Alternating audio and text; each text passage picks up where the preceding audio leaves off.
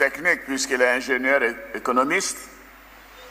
Et je peux dire que au moment où je partais, c'était un pincement de cœur parce que j'avais une équipe qui donnait vraiment tout de ce qu'il pouvait donner pour notre pays. Mais le président Houphouët venait de décéder, comme vous le savez, le 7 décembre, et j'avais décidé de partir. Je suis fier de dire que Amadou Gon Coulibaly a été de tous les combats avec moi. Oui, même dans les moments les plus difficiles. Comme Ariel Diabaté, il a fait la prison. Il a connu l'exil. Mais sa loyauté n'a jamais failli. Oui. Amadou est plus qu'un collaborateur pour moi, plus qu'un frère, c'est un fils. Oui. Et je suis sûr, avec votre soutien, qu'il réussira. Il réussira. Il réussira par la grâce de Dieu. Je n'ai pas besoin de relater son parcours professionnel. J'ai dit qu'il a été conseiller technique, ingénieur économiste aux grands travaux et directeur général adjoint des grands travaux. Et bien évidemment, à la primature, il s'occupait de toute une série de dossiers, quasiment tous les dossiers techniques. Vous vous souviendrez que mon premier gouvernement, le Premier ministre Duncan peut vous le dire, je crois que nous étions 20 ou 22 ministres, n'est-ce pas? 20 ministres. D'ailleurs, Daniel Duncan était ministre de l'économie, des finances, du commerce, du plan, et puis de quoi d'autre? De l'industrie, vous voyez? On avait mis tout ça ensemble, et Amadou Gon devait traiter de tous ces dossiers en tant que conseiller technique à la primature. Et après Marcoussi, quand j'ai proposé, nous avions 2 postes de ministre d'État, j'ai proposé que Mme Diabaté soit ministre d'État, ministre de la Justice, garde des Sceaux, et Amadou Gon Coulibaly, ministre d'État, ministre de l'Agriculture. Et par la suite, bien évidemment, nous sommes arrivés aux affaires, et il a été le premier secrétaire général de la présidence pendant de nombreuses années. Et enfin, en 2017, Premier ministre, poste qu'il occupe depuis début 2017. Et les ministres que j'ai consultés avant cette rencontre m'ont tous dit, non seulement il connaît les dossiers, il nous reçoit avec courtoisie, il répond à nos préoccupations, mais il fait preuve de très grande humilité. Et ça, c'est important. Et nous savons, le vice-président et moi, qu'il assure avec succès la coordination de l'action gouvernementale.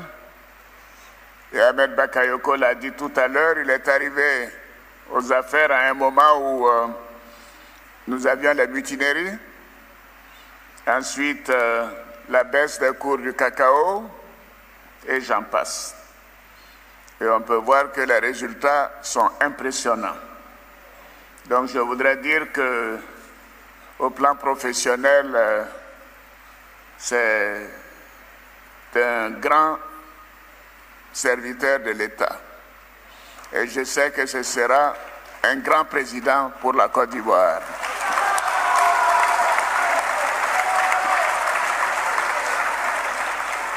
Je voudrais aussi dire qu'au plan politique, il a été secrétaire général délégué du Rassemblement des Républicains auprès de Madame la secrétaire générale Henriette Dagri-Diabaté, membre du directoire du RHDP, aujourd'hui président du directoire du RHDP.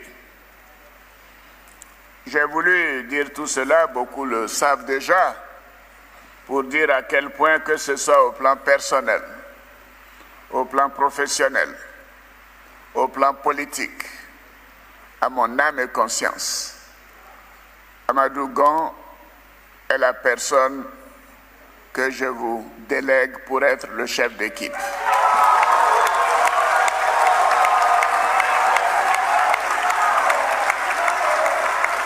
Je compte,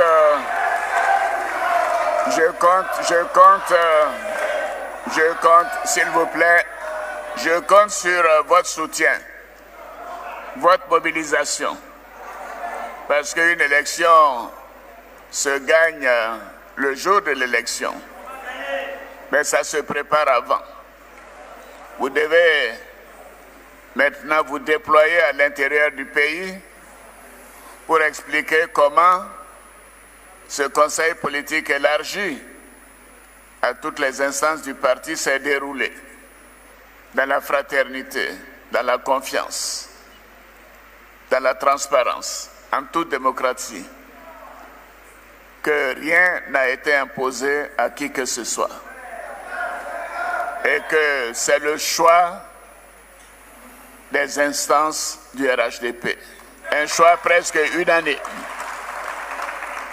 Je voudrais donc que vous puissiez porter ce message et que vous puissiez travailler à faire en sorte que les militants, surtout les jeunes, puissent avoir leur papier, leur carte d'identité, leur carte d'électeur pour voter massivement le 31 octobre 2020 pour que nous puissions faire un coup KO. Un coup KO. Un coup KO le 31 octobre 2020.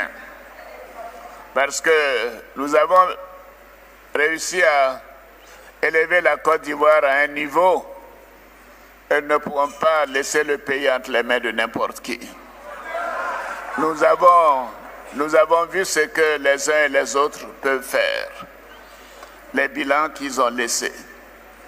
Et nous devons avoir une grande détermination, une totale détermination pour que cet élan continue.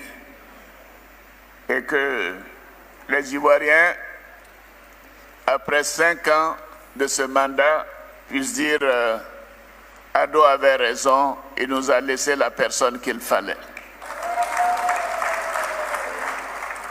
Vous m'avez fait confiance. À mon tour, je vous demande de lui faire confiance. Oui, faites confiance à Amadou Gon Coulibaly. Il a la capacité, l'intelligence, la persévérance, le courage pour continuer le travail de développement et de paix pour notre beau pays. Nous prions le Seigneur qu'il nous protège tous, et lui en particulier, et surtout que nous puissions continuer d'être rassemblés comme ce soir.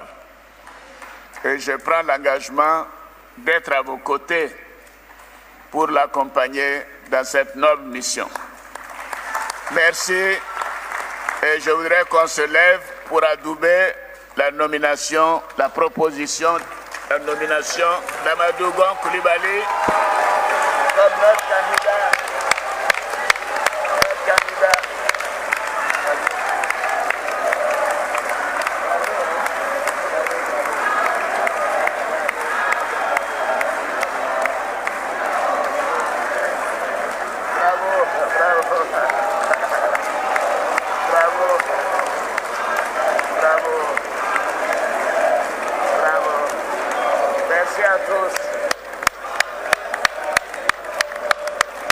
Merci.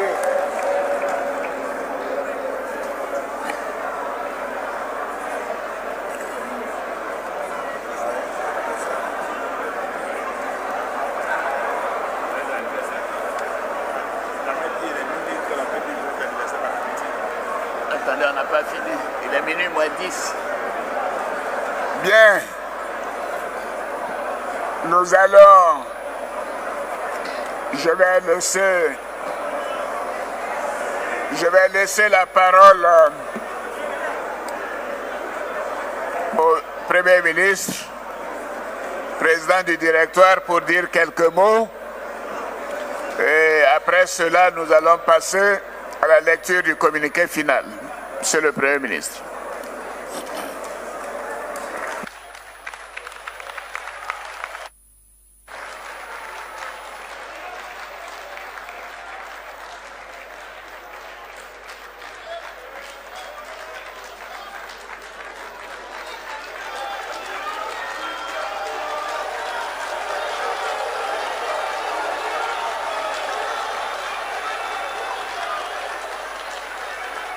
Merci.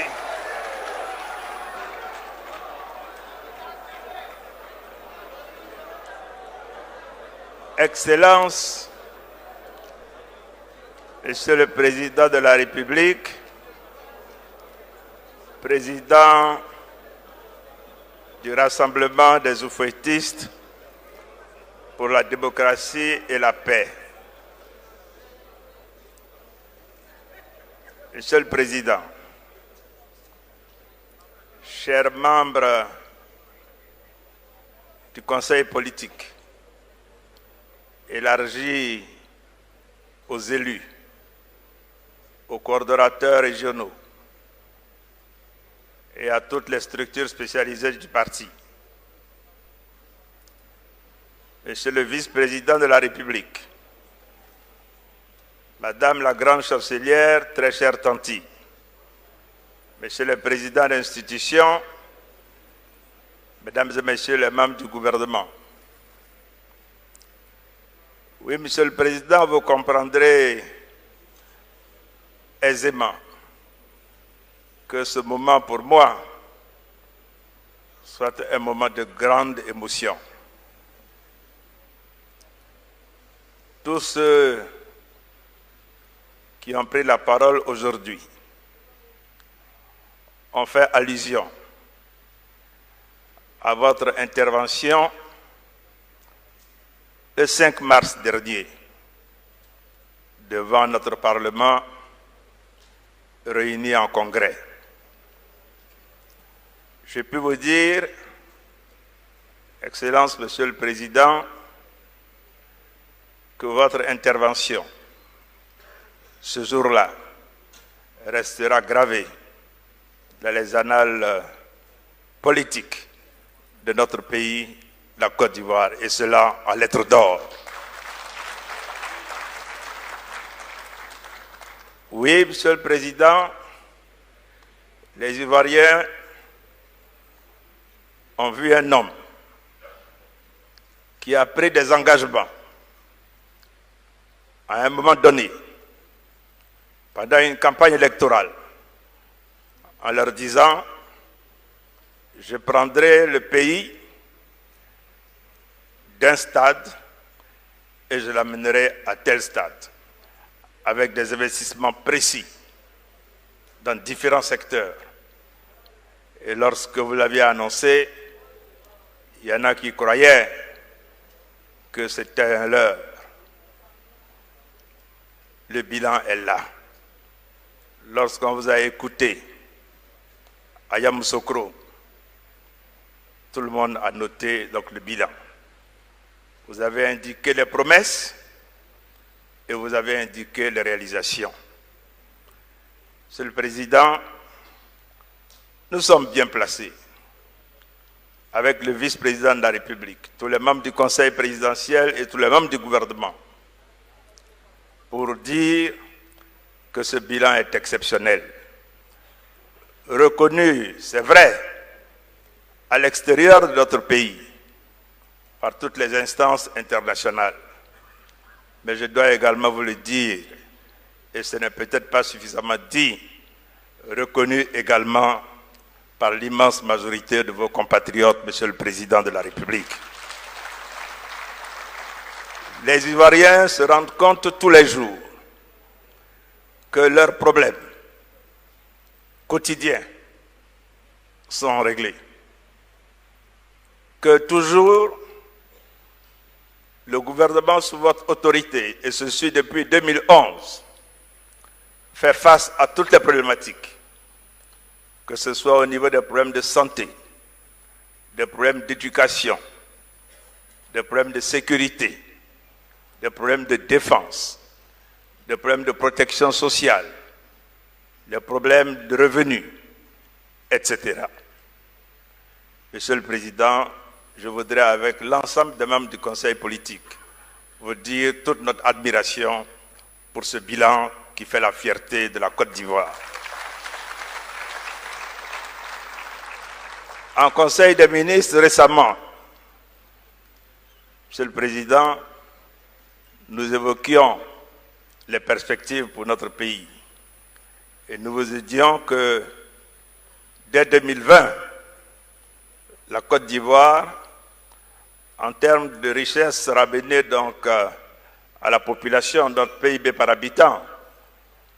Nous serions avant, en dehors du Cap-Vert, qui était un petit pays, nous serions donc les premiers dans la CEDEAO. Nous vous disions également, Monsieur le Président, qu'avec la dynamique de croissance engagée sous votre autorité, et ce suit depuis 2011, que 2021, donc l'année prochaine, avec la réévaluation de notre PIB qui a été faite conformément aux normes et acceptée par le Fonds monétaire, que la Côte d'Ivoire, dès 2021, sera la deuxième économie en termes de taille au niveau donc de la CEDEAO. Nous vous le devons. Voici un pays qui a connu une crise qui a duré 10 ans. Et sous votre leadership, après 10 années de gestion du pouvoir, Monsieur le Président, voilà où vous avez ramené donc la Côte d'Ivoire. La Côte d'Ivoire reprend sa place. Deuxième économie de la CEDEAO, s'il plaît à Dieu, dès l'année prochaine. Nous vous le devons et je demande au Conseil politique de vous acclamer.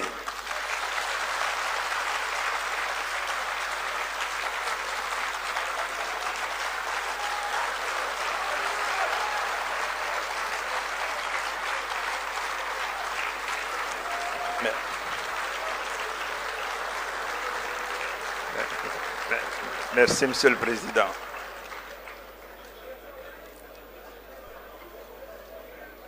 Monsieur le Président, au cours de cette réunion de notre Parlement, vous avez également, et développé largement le thème aujourd'hui, évoqué la réforme constitutionnelle. Et nous y avons vu une volonté de laisser donc à notre pays une constitution qui garantisse la plus grande stabilité institutionnelle. Vous avez expliqué avec détail pourquoi vous avez décidé de procéder à cette réforme importante. Vous l'avez décidé pour éviter des problèmes institutionnels, pour que la stabilité institutionnelle retrouvée de la Côte d'Ivoire puisse demeurer dans le temps. Oui, parce que le développement d'un pays, les investissements dans un pays reposent d'abord sur la confiance.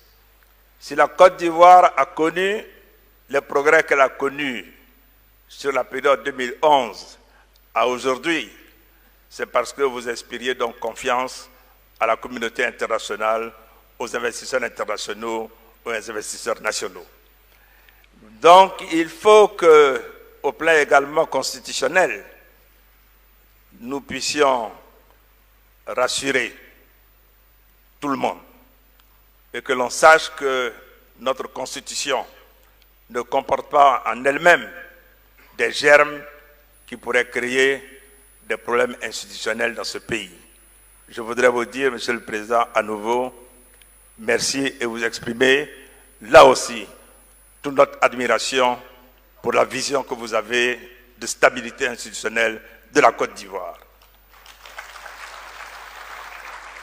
Monsieur le Président, le troisième message était celui donc relatif à votre décision de ne pas briguer un nouveau mandat, alors que constitutionnellement, vous en aviez la possibilité, et que deuxièmement, le bilan de la gestion 2011 à aujourd'hui donc parle pour vous. Mais vous avez dit que vous voulez transférer le pouvoir à une jeune génération, mais que vous serez à côté de cette jeune génération pour lui permettre, après avoir appris à vos côtés, de continuer donc à bénéficier de vos conseils avisés, de votre protection et de vos relations dans le monde.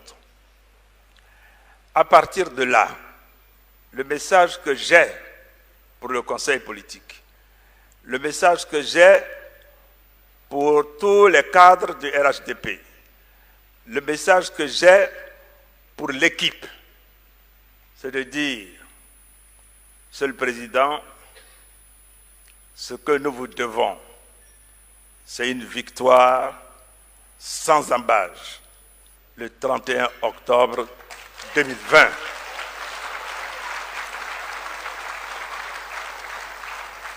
Oui, vous aviez donc la possibilité, avec la confiance que vous porte le peuple de Côte d'Ivoire, de vous présenter avec le bilan dont je viens de parler et de gagner.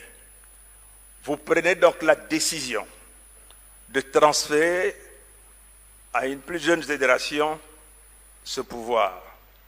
Quelle responsabilité! Quelle responsabilité! Quelle responsabilité! Je veux souhaiter que chacune et chacun d'entre nous mesure le poids de cette responsabilité. Nous vous le devons, chers frères et sœurs, dans l'unité, dans l'union, dans la cohésion, serrons-nous les coudes. Oui, chacun d'entre nous a des qualités et des défauts. Puisse Dieu faire en sorte que nous décidions de mettre ensemble toutes nos qualités pour que notre pays, la Côte d'Ivoire, à côté du président de la République, puisse continuer donc d'avancer. Nous le lui devons. Nous le lui devons. Nous le lui devons. Mais nous le devons également au peuple de Côte d'Ivoire, qui ne pourra pas accepter qu'après toutes les avancées de 2011 à aujourd'hui, sous le leadership du président Alassane Ouattara, qui décide de transmettre ce pouvoir à une jeune génération, le peuple de Côte d'Ivoire ne nous pardonnera jamais s'il y avait un recul dans notre pays, de notre fête, pour quelque raison que ce soit.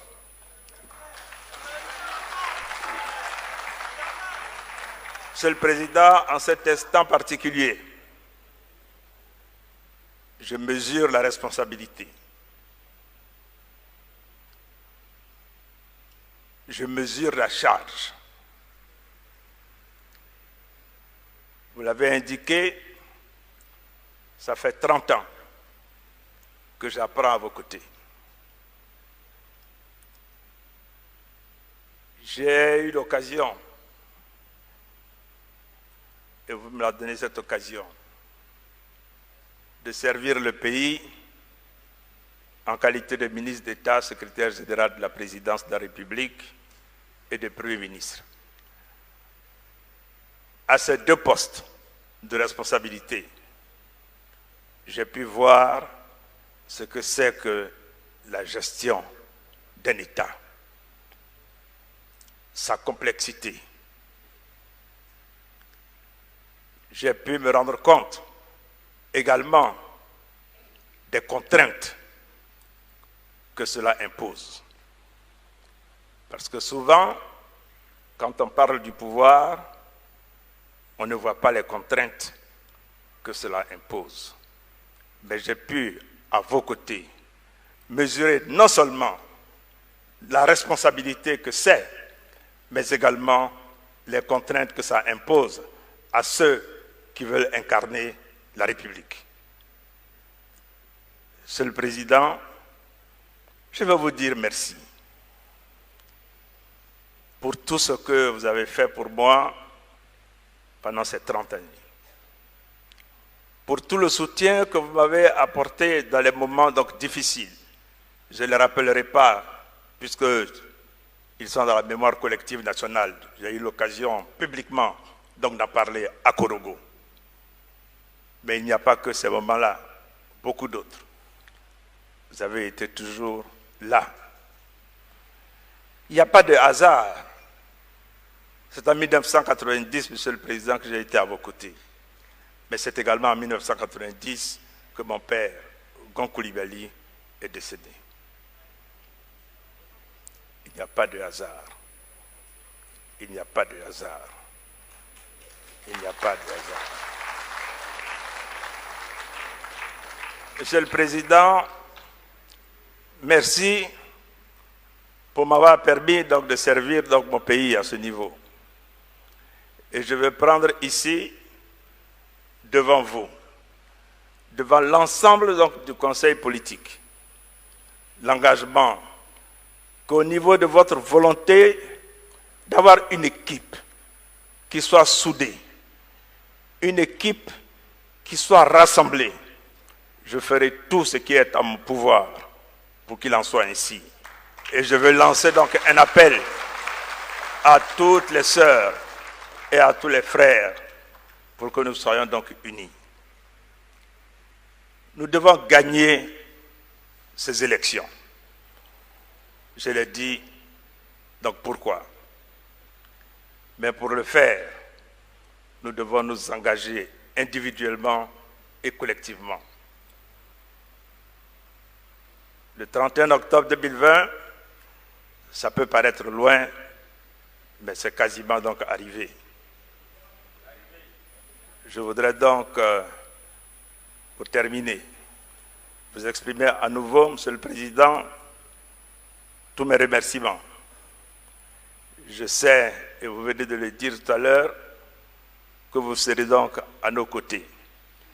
Je n'ai pas de doute, quand je vois donc cette assistance, quand je vois cette table de séance, que nous gagnerons ces élections au premier tour.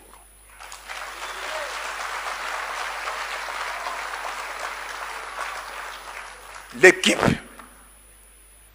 travaillera pour qu'il en soit ainsi. Et me concernant, je donnerai tout pour qu'il en soit ainsi.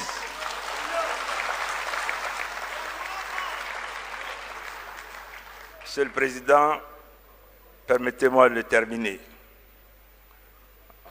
en saluant le vice-président de la République,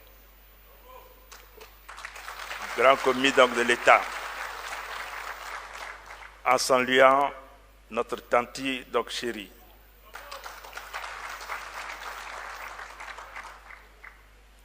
Merci, Monsieur le Président.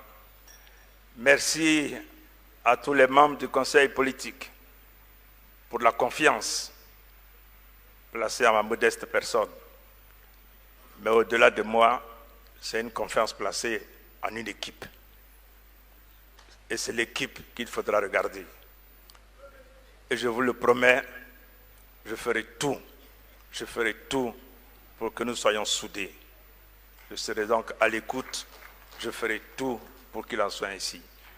Pour terminer, je veux confier